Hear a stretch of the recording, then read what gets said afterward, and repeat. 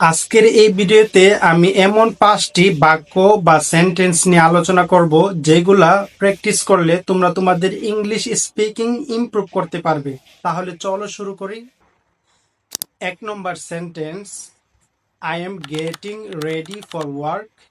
আমি কাজের জন্য প্রস্তুত হচ্ছি। I am getting ready for work, আমি কাজের জন্য প্রস্তুত হচ্ছি।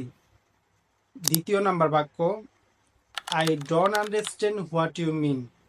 তুমি কি বোঝাতে চাচ্ছ আমি বুঝতে পারিনি। I don't understand what you মিন।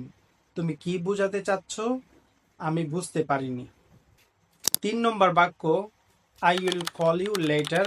আমি তোমাকে পুনরায় কল করব। I will call you later, আমি তোমাকে পুনরায় কল করব। 4 নম্বর বাক্য, please give me a little time. দয়া করে আমাকে অল্প সময় দাও। Please give me a little time, দয়া করে আমাকে অল্প সময় দাও।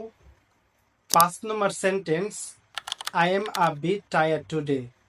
আজ আমি একটু ক্লান্ত।